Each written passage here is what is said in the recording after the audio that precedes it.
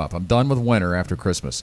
The 4th of July is kind of like that for me. I'm good with the heat. I'm ready with the fireworks. I'm ready for the pool. And then it hits 100 for about 2 months here, and I don't want it. I don't want it anymore.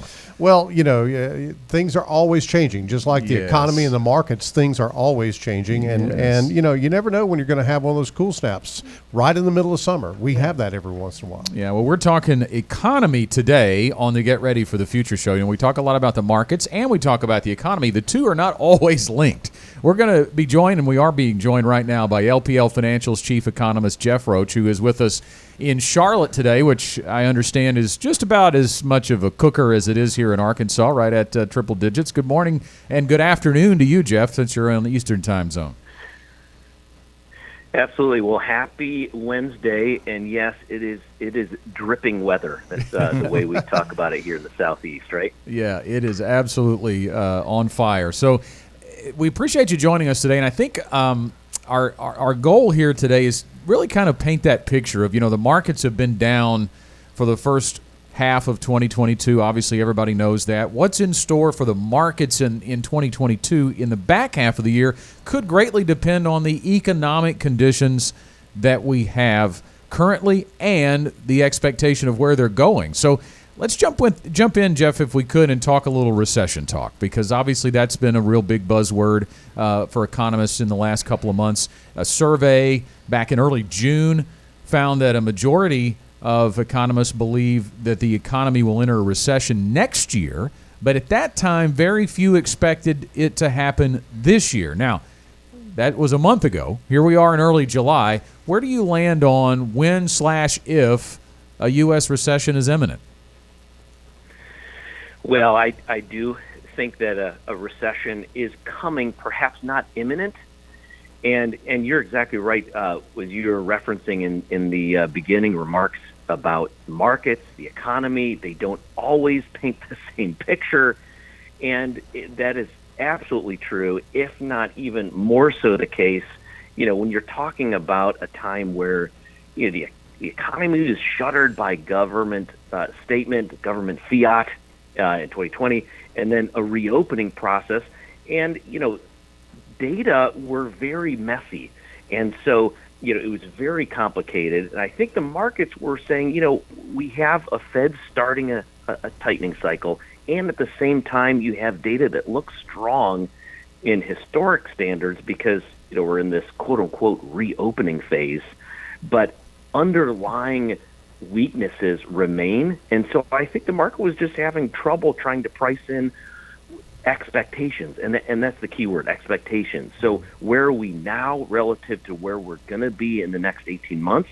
I think the fact that it's going to be even more exciting to parse the data because so many people say, recession is 2 consecutive quarters of negative growth, which is not true, by the way. Mm-hmm. And we actually might see 2 consecutive quarters of negative growth. Q1 negative, U.S. Q2 could be close to zero.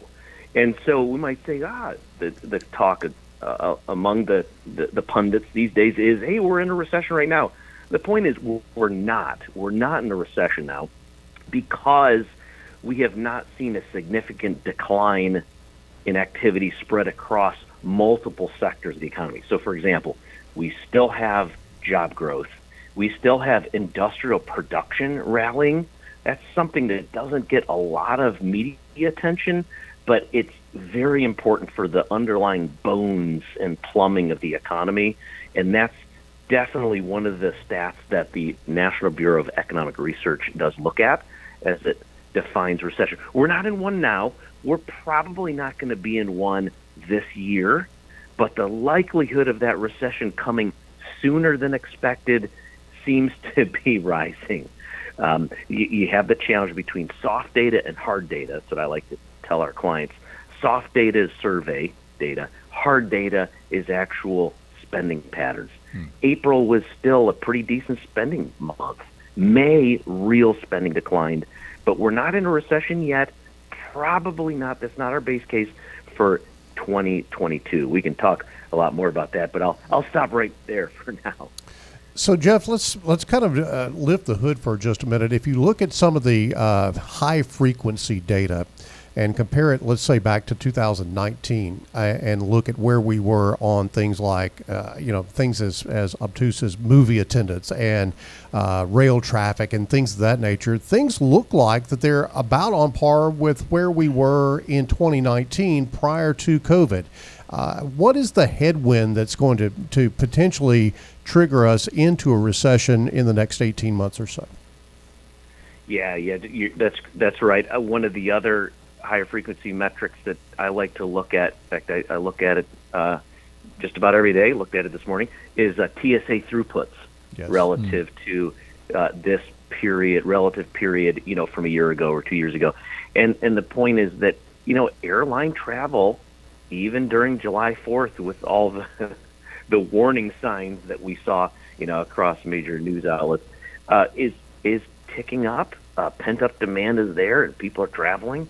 Headwinds, I tell you, one of the biggest headwinds that I see that is very helpful to track, again, something that people don't necessarily talk about quite as much, but there are some excellent data on firms and their view on qualified applicants. So the NFIB puts out a monthly survey, and right now businesses are still talking about having significant trouble with qualified applicants for their job openings. So the biggest headwind for me, short answer to that good question, is firms unable to find qualified workers. If that continues and folks still stay out of the labor force, we still got about 4 million out of the labor force relative to pre-pandemic levels. That's a challenge to me. That's something that I'm, I think is worth thinking about, especially when we talk, in the next, 5-10 years.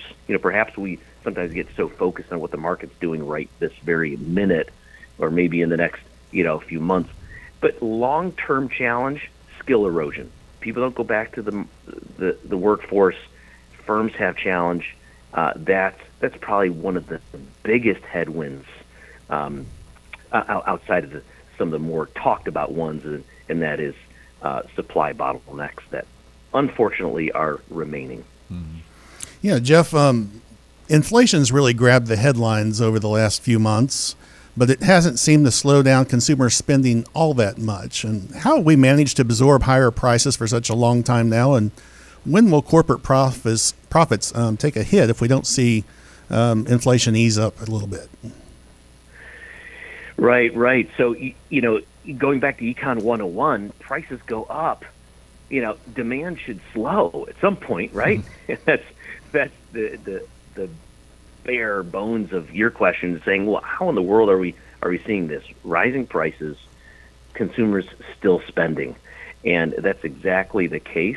I think one way to think about it is, you like popcorn or, whatever snack of choice is, and you walk into a movie theater or you walk into the ballpark, and you're like, okay, I know I'm gonna pay, 8 times higher than I normally pay, but I still do it. And of course, there's a lot of behavioral psychology behind that. I think that's a fair analogy in terms of getting to your question. Why are people not slowing down their spending even though prices are high? There's a little bit of psychology there, and I think there's a little bit of this frustration attitude. Hey, we couldn't travel, we couldn't do stuff in the last year and a half, 2021, maybe part of 2021. And I think that's still playing out a little bit. Now the follow-up question, I think, is, well, when is that going to stop? When are people going to say, okay, I took my vacation that I didn't take the last 2 years, and it was so miserable, I'm not going to go anywhere again because, airlines lost my baggage and whatever else. So the follow-up question, I think, is equally important, is when will they slow down? I think the excess savings that's there, about $3 trillion in excess savings, is really supporting and bolstering spending.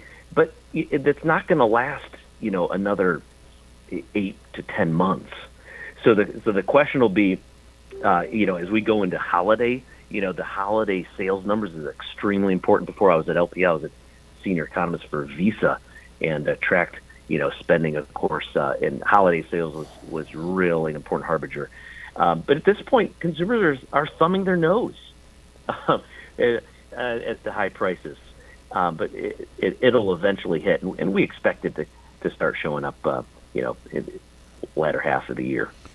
Jeff, we looked at some inflation numbers before we went on today, and you see a little bit of a divergence. Across the board, that number still looks pretty bad, but in certain areas, it is starting to come down. You think about how retailers have been squeezed at the end of the second quarter, but then the travel industry and all those things, airline tickets, those things are still booming, and the consumer demand almost seems like it's shifting.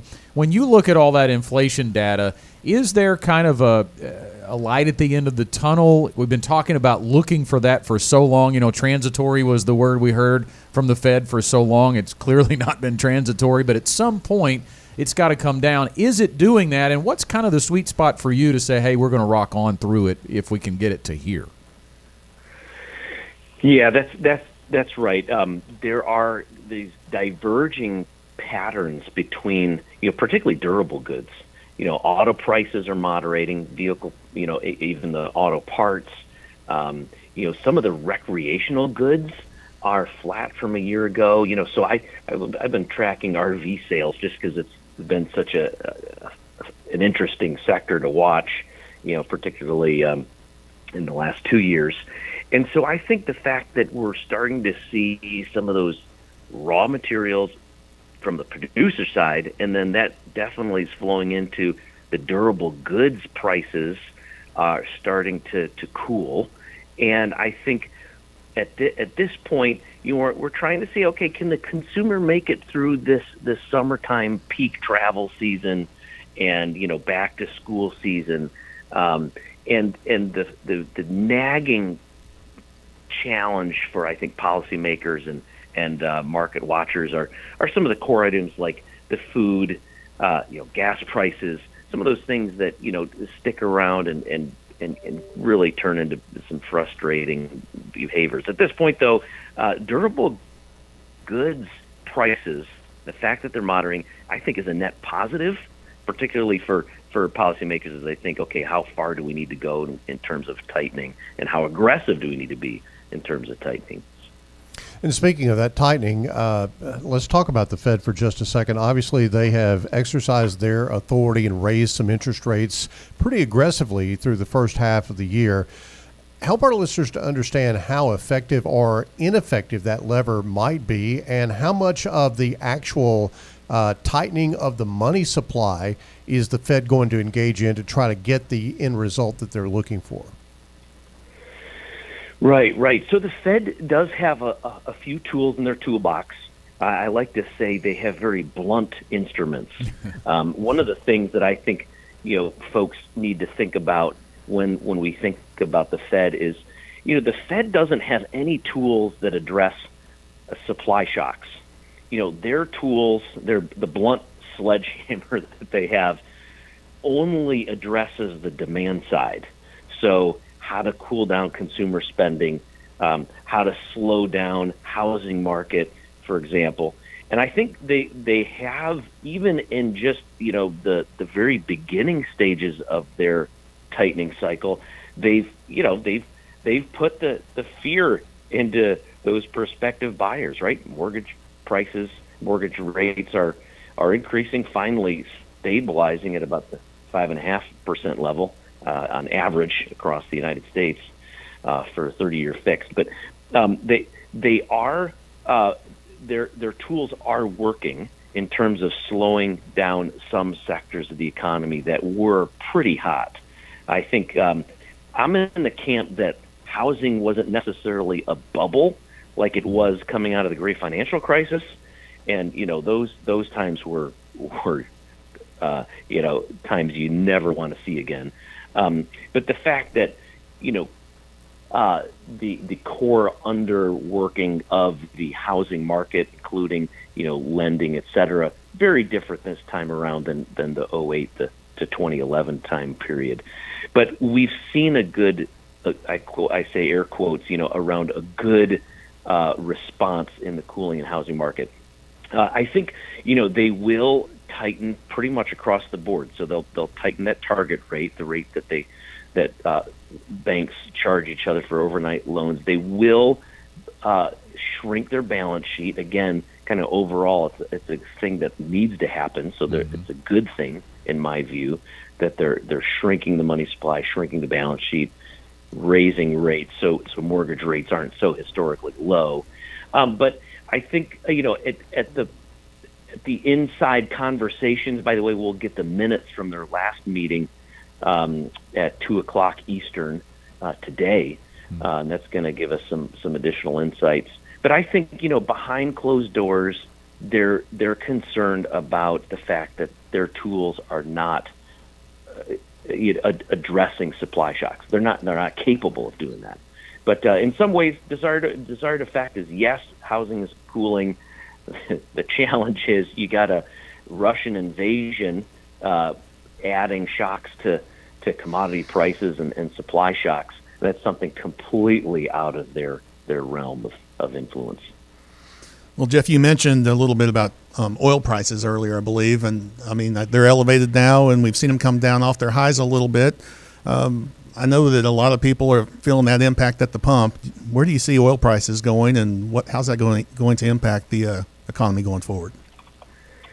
Yeah, I think the fact that we're starting to see a little bit of moderation in that space is a good thing. So, for example, the middle of June, according to AAA, the national average for a gallon of gas was over $5 a gallon.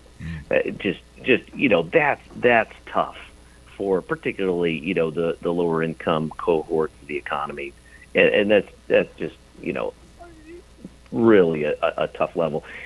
Since then, right now, as of today, national average is quote unquote only 4.77, something like that, a little over $4.50 a gallon. Still very difficult, for the average and lower income households.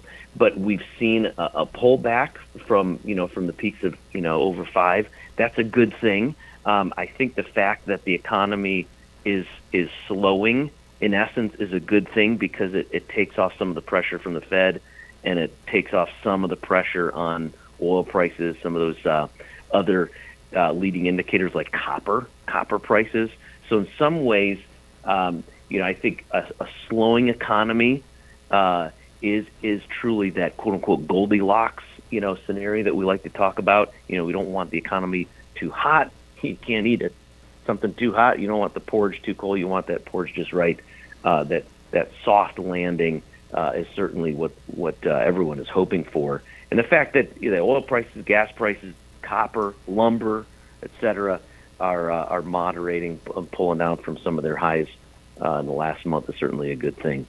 Truly feels like we are at an inflection point, and the expectation for the back half of the year, that's what the big time investors are waiting to see, some guidance. And we're going to leave it right there. Jeff, thanks so much for your time. Jeff Roach, the Chief Economist at LPL Financial, joining us this morning on the show, and hope you stay cool in Charlotte.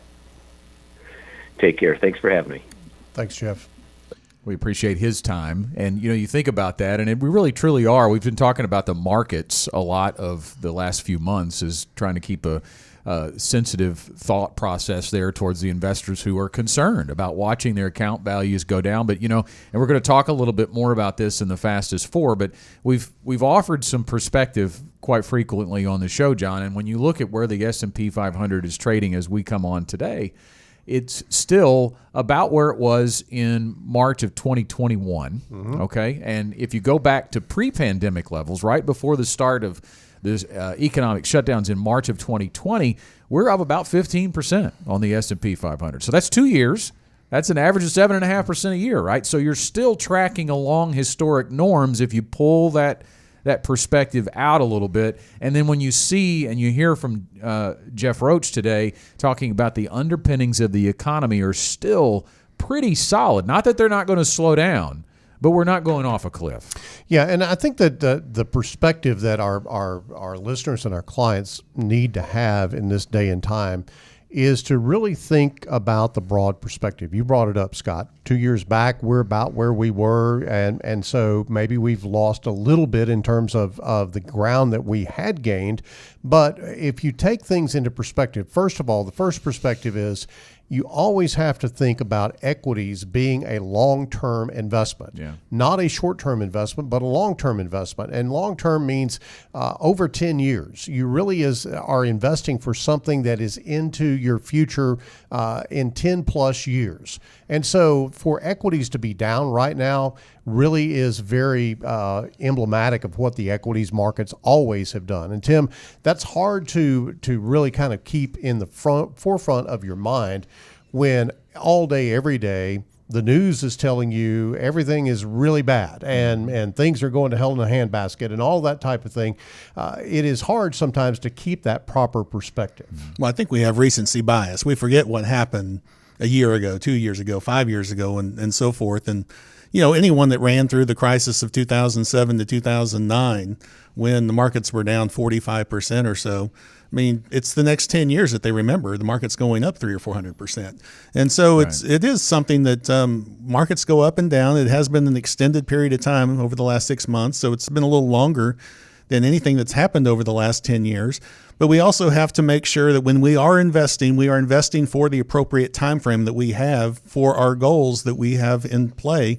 And that really comes down to having a plan for what you're going to use your money for. And Scott, in times like these, I really encourage our clients to think about not engaging in what I call portfolio destruction. What is portfolio destruction? It is selling something that is down just because it's down, because you are really destroying the value of what you've built at that particular point in time.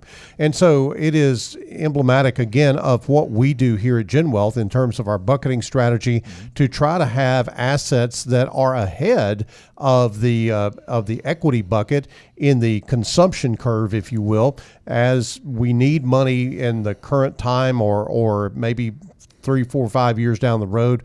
We're going to leave those equities alone and consume the fixed income assets, the real estate assets that are all lined up, so to speak, before that equity bucket and avoid that portfolio destruction. We like to bring you education on the Get Ready for the Future show, and that's why we had Chief Economist Jeff Roach from LPL Financial on today to talk about the economy. But as we've talked about already since that interview, we're now transitioning from the economy to your economy. And that's what's important to keep your focus on and the plan that should be in place for you no matter where you are in your journey. And what's the end goal here? What are we trying to achieve? We use the word retirement. We'll use it in client meeting rooms all the time. And every time I've said it about 12 or 13 times in a client meeting room, I'll inevitably go, you know, we really don't need to use that word. Financial independence is the real thing we're seeking here. Retirement is the label that has been put on it, but there is a clear distinction. And if you think about that, how that resonates in your mind, retirement, what do you think about when you think about retirement?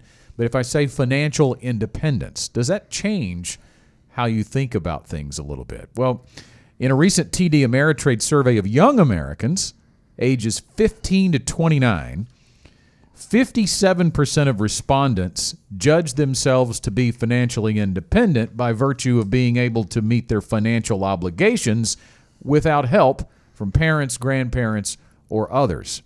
That's one definition. It's called being off the payroll. That's being less dependent on one source, but more dependent on another, which is a paycheck, right? It's income. You are independently breaking away from your family. But what does financial independence truly mean later in life? And that means no dependence at all. You are self-sustaining your monthly and annual income and really ultimately your lifestyle. Yeah, and let's engage in just a little education here from a personal behavior standpoint.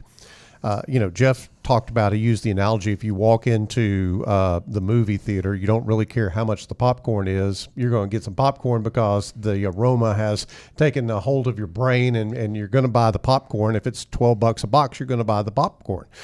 I think we've been engaging in that same type of behavior, especially in the housing market.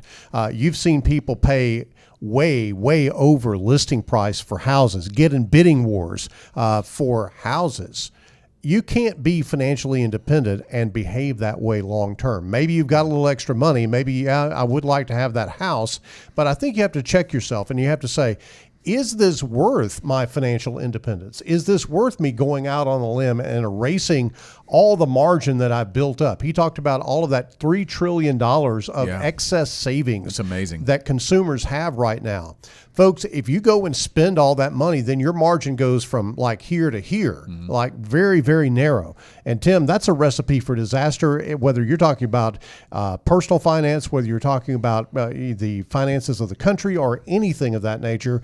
A depleting margin is really going to cause you problems. Right. And we've talked about how over the last, year and a half, as people have been able to get out and get going again after being sequestered in their house for a number of months.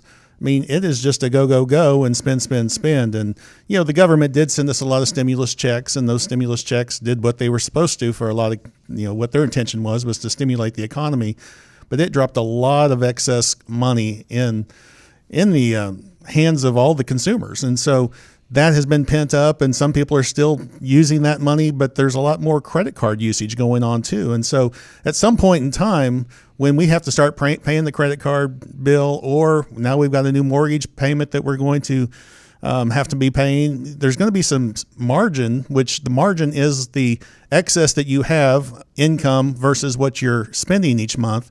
As that continues to shrink, we're going to have to make some big adjustments in what we do on a day-to-day basis. It may be not going out and eating as much, or maybe not buying new clothes. There's a lot of things that it's going to end up impacting over these coming months. But it is also, I think, important to point out here that it's this financial independence is an idea unless you have a written plan, right? I mean, we talk about making sacrifices and starting to save, starting to invest. I think a lot of people take those steps, but they have no idea if it's the right amount of savings, if it's the right type of investment strategy, because that goal is so nebulous out there. Someday, I want to stop working. Someday, I want to be financially independent, but they don't really know how much they need to put back, how they need to invest, how much they need to have at a certain date and time when they want to do that to be able to make it happen. You got to have that plan, and you've got to be able to do those calculations and walk through that with a trusted financial advisor.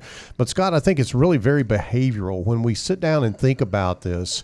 You were around in the 80s. I was definitely around in the 80s, and the whole deal of the 80s, the whole theme of the 80s was the guy who dies with the most toys wins. Right. And we know kind of that didn't work out real well. That's right. Well, we can't do that again. We can't run ourselves through $3 trillion of savings and go, look at all the stuff I got, and think we're going to be financially independent. Yep. That's just not how it works. Mm-hmm. You've got to have some discipline. You've got to have some margin. Those two things together will actually get you started in toward that goal of financial independence. So unless you win the lottery or inherit a fortune, it's only going to happen if you're willing to go after it and work for it.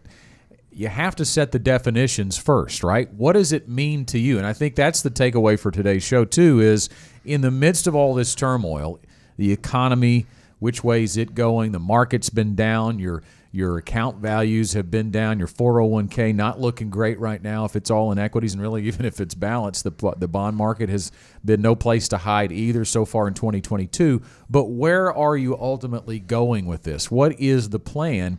And that means, at what age do you want to be financially independent? That may not mean that you truly retire. That may not mean that you walk away from your job. It may mean you change jobs and take less income and work part-time to supplement what you have saved to provide yourself from your assets with a monthly income. But begin thinking about what it looks like, right? Your lifestyle. Some people have, we say it all the time, Tim, when we have people that come in and retire and have a very successful retirement with a $500,000 portfolio. And then some people may come to us and have saved $1 million, and they want enough income that you go, you're probably going to work a little bit longer. Yeah, it really comes down to income as opposed to how much you've actually accumulated, and where's that income going to come from. And I really think financial independence, as we had the TD Ameritrade study or survey, the survey that was done.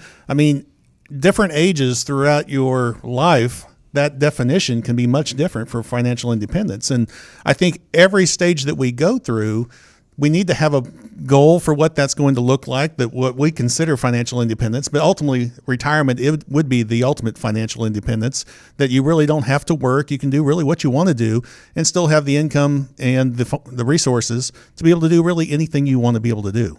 Scott, I think one of the dangers that of the time that we're in right now is not so much what's going on in the economy and the markets, because we all know that those are very cyclical.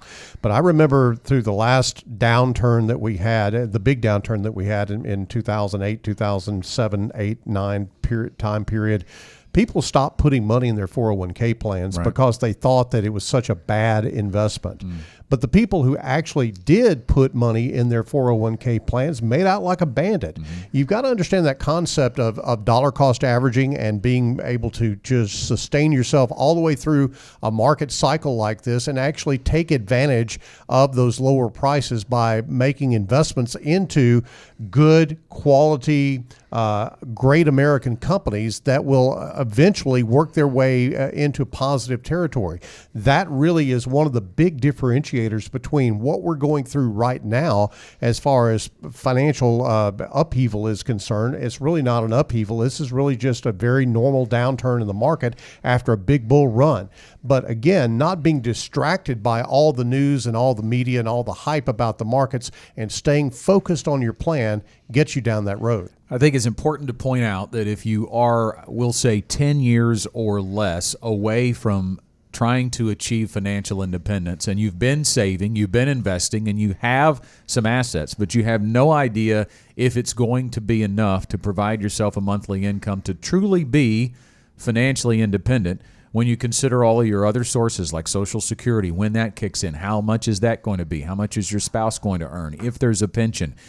Creating a retirement income plan now gives you a chance to do something about it if you need to hit the accelerator in terms of savings rates, get more money into the market, because it could be a very good buying opportunity. So if you're 10 years or less away from trying to reach financial independence, now is the time to create a written plan. You heard the bell, so it's time for our final thoughts, and Tim, we'll start with you. Right. I believe that financial independence really begins with a declaration, and that declaration has to come from you. You're the only one that can decide what you want to do with your money and what your goals are and what financial independence actually looks like to you. And then with that declaration being made, it really comes down to, do you have a plan? We need to have a plan put together, and then we have to persevere and work toward that to make sure we have our financial independence that we have defined.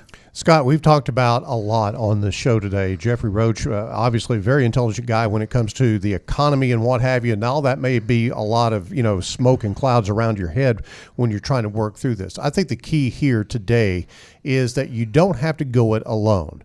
You can have a plan. You can have a coach.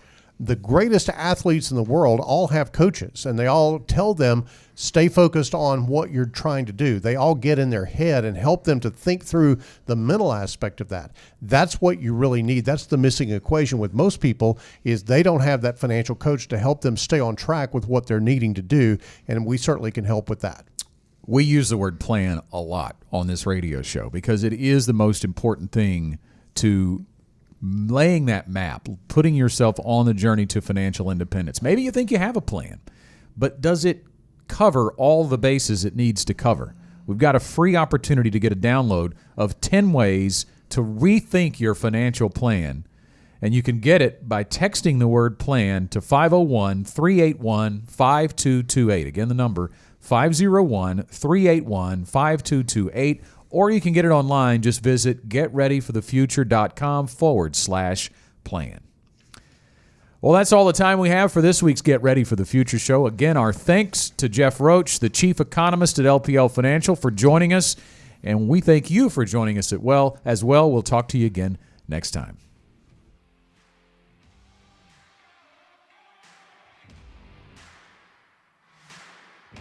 The Gen Wealth Financial Team is available to you 24/7 at info@getreadyforthefuture.com or call our offices at 866-653-PLAN. That's 866-653-7526. You should personally consult a financial advisor before making any investment, and no strategy can assure success. Gen Wealth Financial Advisors is an Arkansas-registered investment advisor with securities offered through LPL Financial, member FINRA SIPC.